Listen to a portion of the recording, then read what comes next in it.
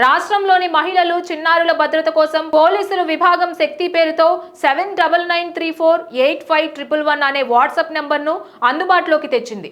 మంగళగిరిలోని పోలీసు ప్రధాన కార్యాలయంలో డీజీపీ హరీష్ కుమార్ గుప్తా మంగళవారం దీన్ని ఆవిష్కరించారు. అత్యవసర విపత్కర పరిస్థితిలో ఉన్నప్పుడు ఈ వాట్సాప్ నెంబర్కు నేరుగా వాయిస్ లేదా వీడియో కాల్ లేదా మెసేజ్ రూపంలో ఫిర్యాదు చేయొచ్చు.